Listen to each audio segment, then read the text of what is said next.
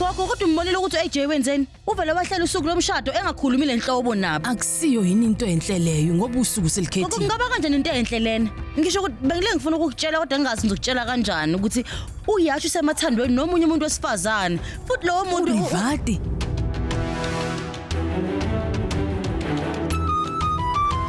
Ngazizwa sengathi ngizoquleka nje. Iyazi angisizwa kahle. Ngiyazi. Angithi ngesikhathi ubona lokho wena angazi ukuthi uAJ akakubonanga kanjani yena lokho. Kade ngizama ukumtshela into eyodwa zonke lezi insuku ezimbili ezidlulile. Phezukwa lokho uze wakhuluma noYash noRivati. Baye bathini? Ay kodwa ngizothini nje. uAJ ubabuzile. Kodwa bavele baphika nje ukuthi bayathandana nokuthi bebefuna ukushada. Kanjani? Ngoba ke manje ke sebeyiphikile awucabanga ukuthi kumele ukuthi sibayekele bazenzele izinto ngendlela yabo. Ngoba bayathandana phela labantu bathandana impela. Ayikho ke thina into esingayenza senzele bona mntanami. Cha gogo ukuthi bayamsaba uAJ ingakho nje bephike yonke into. Singakwenza kanjani lokho? Ayikho thina into esingayenza ngoba phela mengabe bancane bayathandana kakhulu bese umshado nawo Cha. bayathandana kodwa kungenzeka ukuthi abacabangi ngomshado. Mhlasimbe uRivati yena akafuni ukushada kwazi bani. Ingakho eyiphika yonke lento le engasitsheli futhi ke. Cha anginjalo. Mntanami akukho njalo kumele ungilalela. Yilapho ke bekumele ukuthi basitshele khona. Ngenze ukuthi uRivati akakulungele lokho ngoba ngabe uye wasitshela nathi noma atshele wena abeseke yena ke uYash atshela uAbiram amtshela ukuthi ufuna ukuyishada lentokazi lena. Kodwa akabazange bakwenze konke lokho. Gogo yebo uqinisile impela. Kodwa ngiyazi ukuthi akulona iqiniso leli bayathandana ngempela labantu. Lila asikho isidingo sokuthi sikhulume ngalokho asiyeke yonke asifuthi makancane ke kuzomela ukuthi ungilalele hlisa umoya Lila. uAbiram wenzile isithembiso kumakashweda ukuthi ngelinye ilanga uzoyiyeka yonke lento. Nami ke bengeke ngiyithandi lento ibingisabisa. Lila ngikutshela iqiniso kuzomela ukuthi nawe uzimele nami ngizoma nawe ntokazi. Ngizokweseka.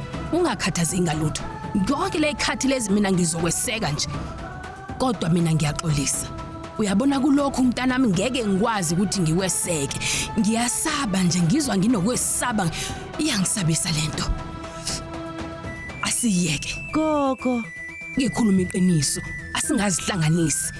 Izinto azenze ngendlela yazo.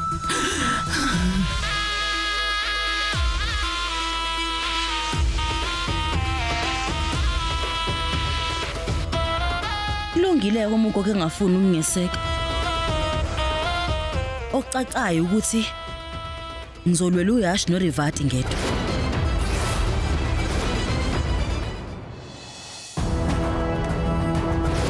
Ukwenza ngamabomu lokho angithi?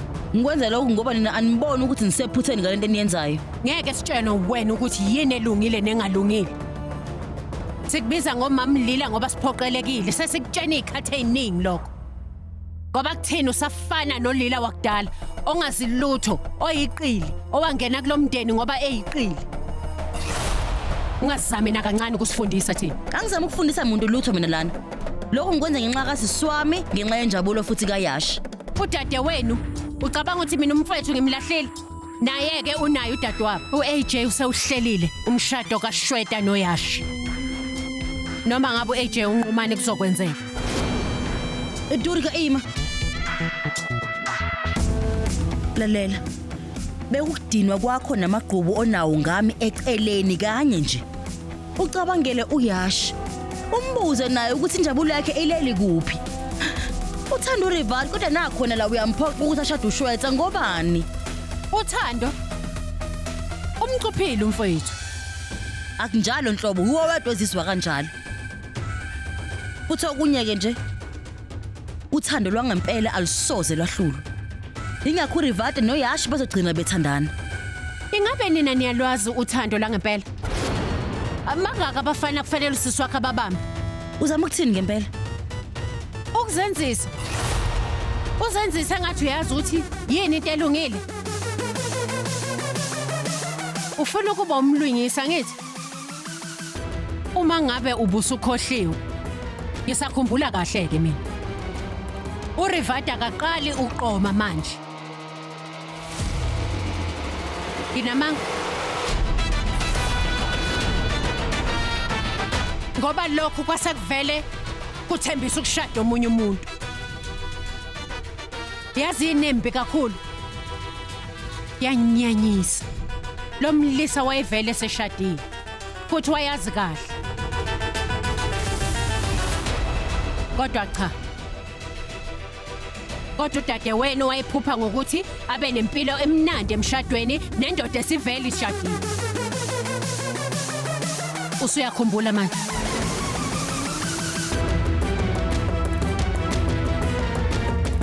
Kuqala uAJ. Manje nina nobabili nizama ukulutha umfowethu. Umndeni wenu wonke awuthembekile. Kodwa noma ngabe kwenzakalani manje? Angeke ngivumele umfowethu ukuthi ashade intombazane engakwazi ukuyiphatha, angeke.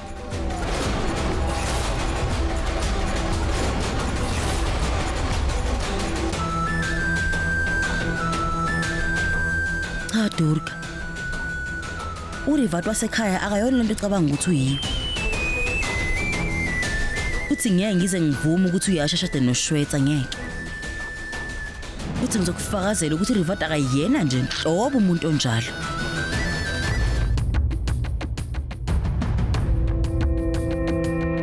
Auntie, kade sagcina ukuvakasha la ethempelini uyazi. Selokho ngashada nje bengingasithola isikhathi.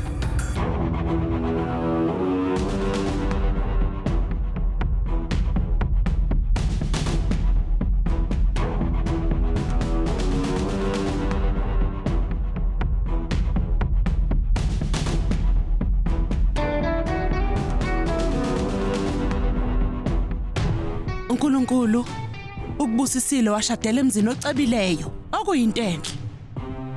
Kodwa bekuzoba ngcono kuba uNkulunkulu kuphena obuhlakani kancane. Mtshele yini kanti besihlelile?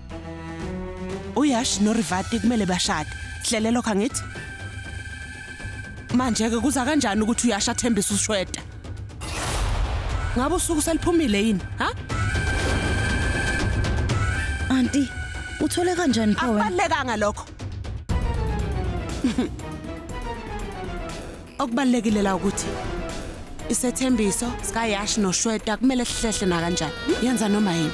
Lo mcimbi kumele wenzeke. Awukahle Lila, ngikufundise kahle ngakukhulisa kahle nginakekela kahle ngesikhathi ugula ngithi, ha? Manje indlela ozongibonga ngayo le. Uma ufuna siqhubeke sibe umndeni, uzomela na kanjani ubhekane nezingqinamba zomshado kaRivati usisi wakho? Kodwa auntie, uRivati utshela uAJ nje Hey wena akanayo ingqondo. Usengumntwana, wena kwelinye icala, ha? Usumdala. Yingakho kubiza ngosisa ngithi. Na kanjani kumele uyenze lento.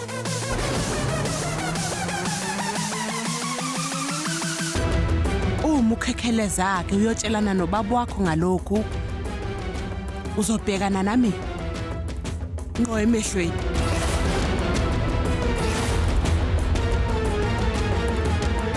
Lila, yenza noma yini semandleni akho noma ngabe kubiza ukufa lokho.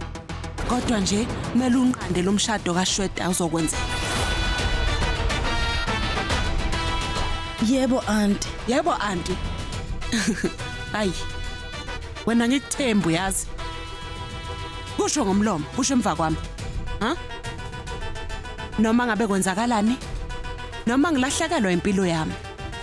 Angeke uYash ngivuma thembise uShweta umshado ngisekhona. Okuzokwenzeka uRivati wakwethu uyena ozoshada uYash.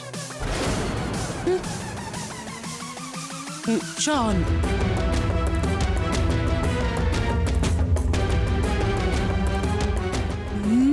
Yebo.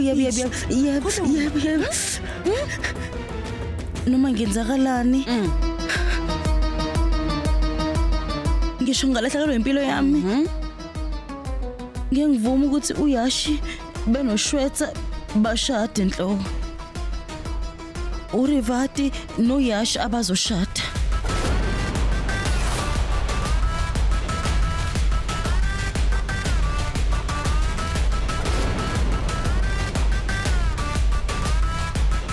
Yonke into suyishilo manje. Kumele uyenze na kanjani? Ngale kwalokho Lila.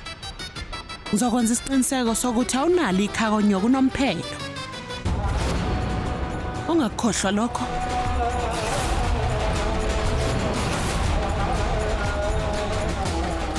Oh, mntanami engimthandayo.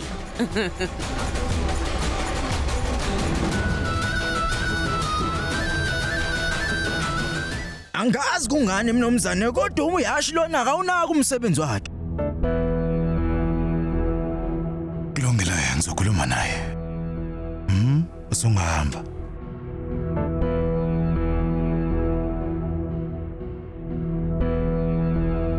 Mangabe uyasha ufuna ukukhuluma nami. Uzokwazi ukukhuluma nami.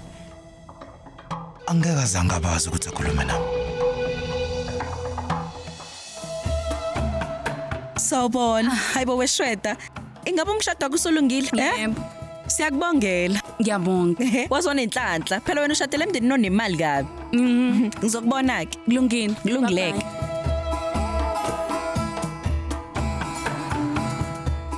Hayi nginenhlanhla.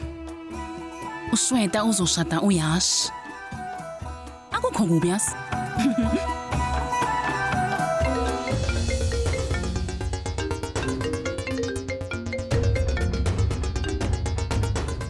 Sawubona. Uhlela ukuba isicebi emva kokushada uyesha ngithi. Papama, mangenjalo iphupho lakho ngelifezeke.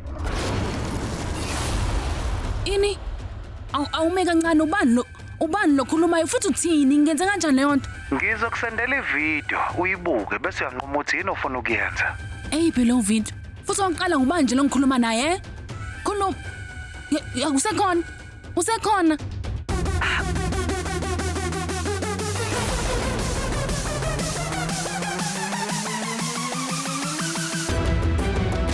Noma ngenzakalani? Noma ngalahlekelwe impilo yami? Ngeke ngivume ukuthi uyashi noshweta bashade enhlobo. Urivati noyashi abazoshada.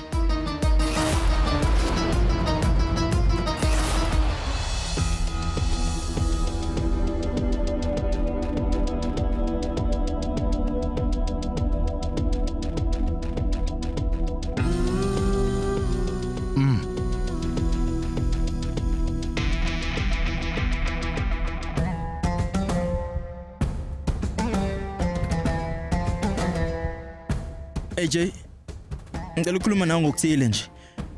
Khuluma. AJ, ngiqamba amanga ngoba bengicindezelekile. Eqinisweni ngiyamthanda kakhulu uRivati mina. uRivati ngifuna ukumshada ngempela. Ngiyathemba ukuthi uyayizwa lento engishoyo. Kulungile ngizoyiqalaza.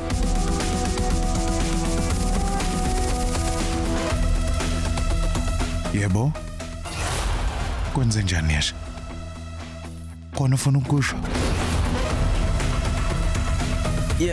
Yebo, empeleni bengifuna noVishwa Rup. Bengitshela ukuthi ukhona la ngaphakathi. Manje ke angazi ukuthi ngizomthola lapha. Oh. Mhlawumbe lapha emgugweni. Akulungile. Ngiyaxolisa kakhulu. Nesiqiniseko? Yebo.